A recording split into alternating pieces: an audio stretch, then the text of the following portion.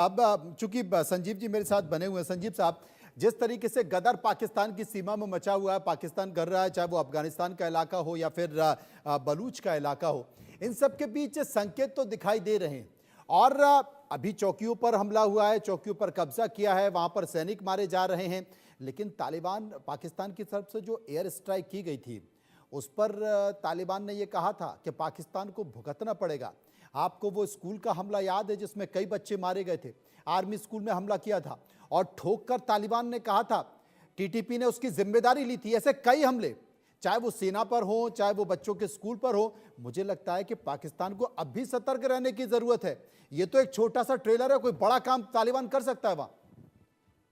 निसंदेह निसंदेह देखिए मनोज जी, जो तहरीके तालिबान पाकिस्तान नामक आतंकी संगठन हो या तालिबान की जो वर्तमान की अफगानिस्तान की सरकार हो, वो दोनों पाकिस्तान के लिए सबसे बड़ा संकट, एक अस्तित्व का संकट पैदा करने जा रहे हैं। और आपने बिल्कुल सही जिक्र किया कि 2014 में जो पेशावर का जो आर्मी स्कूल था, उसके ऊपर जो हमला किया गया था, जिसमें आर्मी ऑफिसर्स के लगभग 132 बच्चे, जो निर्दोष मासूम बच्चे मारे गए थे।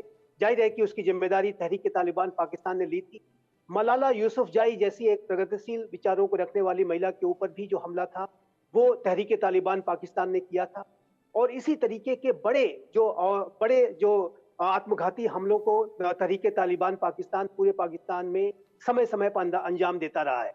और ये जो तहरीक तालिबान पाकिस्तान है, जब तालिबान काबुल की सत्ता पर बैठ गया, और यहाँ पर जिक्र करना बेहद आवश्यक है कि जो पाकिस्तान के हुक्मरानों ने तालिबान को काबुल की सत्ता पर बिठाने में अपनी पूरी ताकत झोंक दी थी, अपने सैनिकों को भी और अपने आतंकियों को भी, जो उनके पाले हुए आतंकी, उनको काबुल और अफगानिस्तान के अन्य क्षेत्रों में भेजा, ताकि वो अधिक से अधिक जो है जल्द से जल्द समय तक जो अमेरिका की फोर्सेस को हटा करके काबुल पर अपना कब्जा स्थापित करें। और वही देखिए मनोज जी, यही जो पाकिस्तान के हुक्मरान है, एक तरफ ये तालिबान को काबुल की सत्ता पर बैठाने में अपनी पूरी ताकत झोंक रहे थे।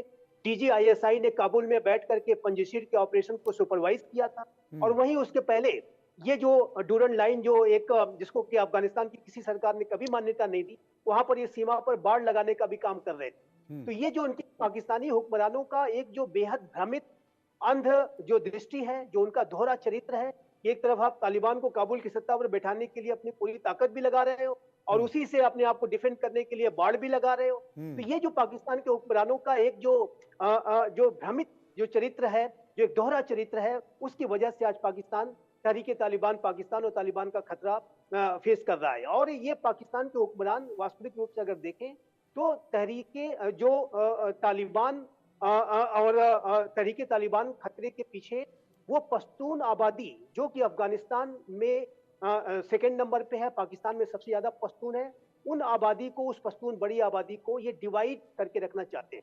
और डिवाइड एंड रूल की नीति के तहत पाकिस्तान के हुक्मरान ये बाढ़ लगाने का काम कर रहे थे।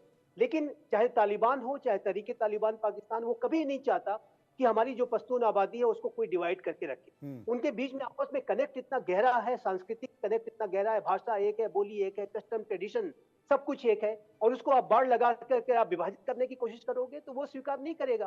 तालिबान उसको स्वीकार नहीं कर रहा है, ये बाढ़ लगाने का काम। तहरीक तालिबान पाकिस्तान तो उसकी जो मंशा है, वो जब काबुल की सत्ता पर तालिबान बैठ गया तो ये टीटीपी के जो आतंकी, जो अमेरिका ने अनेक जेलों में बंद कर रखे थे, वो सारे के सारे छूट करके पाकिस्तान बॉर्डर पे आना उन्होंने शुरू किया।